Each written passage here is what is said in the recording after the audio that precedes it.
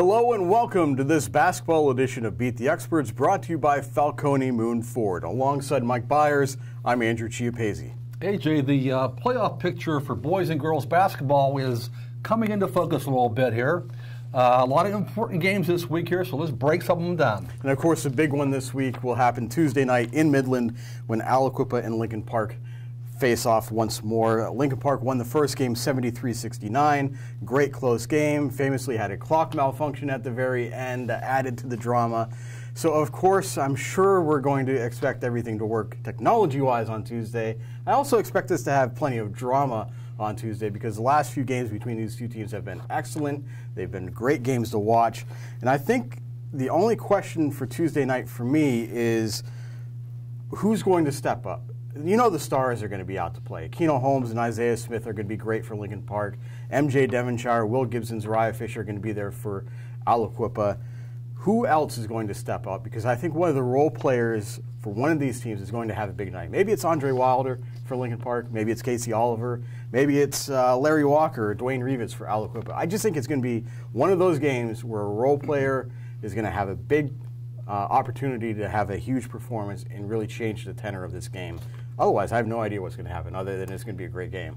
AJ, I will say this. Back in 2016, when the Quips had that great state championship team, they played Lincoln Park twice that year in the WPIAL semifinals and the state semifinals. Two great basketball games. Quips won them both, obviously. But now I believe Lincoln Park has won 6 straight against Aliquippa, including that game this year. You know, that game this year at Aliquippa, the Quips actually made 5 more field goals than Lincoln Park did. However, from the foul line, the Quips were only 15 of 29, 51.7%. Lincoln Park made 27 of 39, 69%. If the Quips can't shoot their foul shots, they have no chance of winning this basketball game. A lot of athletes in this game. Should be a great game. I think Lincoln Park is still a better team. You know, 10 days ago, the Beaver boys basketball team was 0-9 and desperately in need of a win. And now the Bobcats have won 3 in a row. They're suddenly tied for a playoff spot in Section 2 in Class 4A. And they'll be playing Quaker Valley, a team that's trying to right the ship after losing 2 close games in a row. You know, here's something that's interesting, too. I think a lot of people would see this game and say, okay, this is a chance for Quaker Valley to get back on track because they have such great scores, and Ryan Stowers and Danny Conlin and the freshman Adu Thiero. And the thing is, though, Beaver held Quaker Valley to 56 points in their first meeting. That's the lowest points total that Quaker Valley has had this year. Beaver's problem hasn't been its defense. It's been scoring enough. They only average 49 points per game.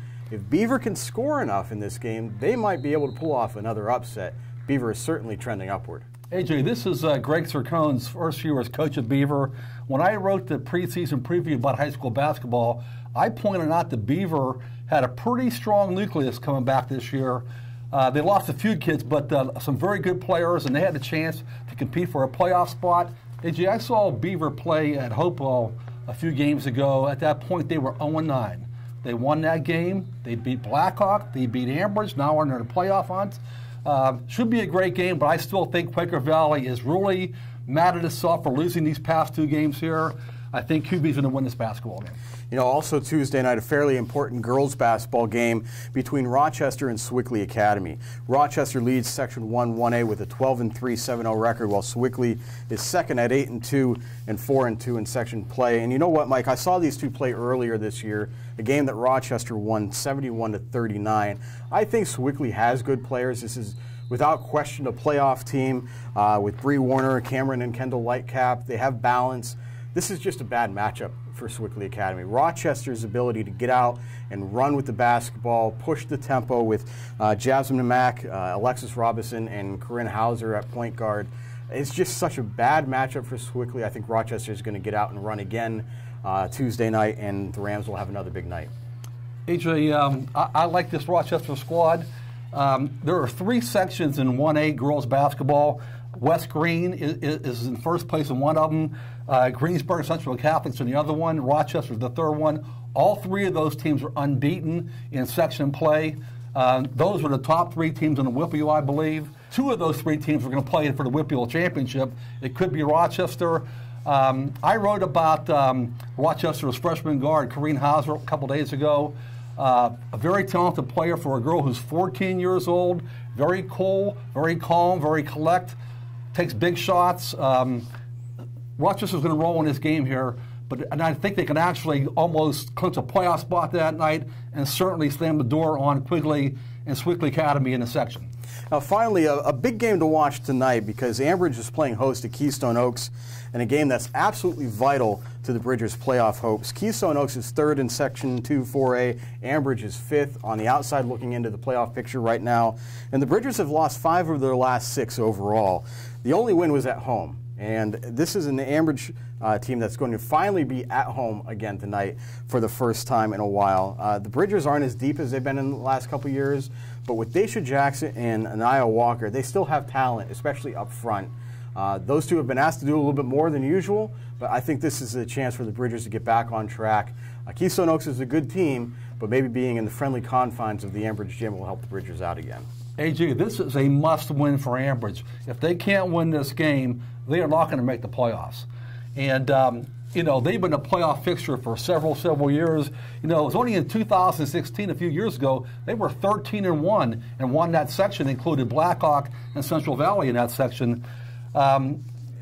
Obviously, Anaya Walker is the Bridgers' best player. She's averaging about 20.7 points per game. I think she's in the top 15 in the WPIAL in scoring. But she's scoring 48% of her team's points. She's not getting much help here, so I'm sure she'll have a big game tonight, but in order for Ambridge to win, they're going to need more help for Anaya Walker. Well, that does it for this week's episode of Beat the Experts. You can keep track of all of our games on timesonline.com. Please join us at noon Wednesday and Thursday for the next editions of Game On. So for Mike Bires, I'm Andrew Chiappazzi. That does it for now. We'll see you again soon.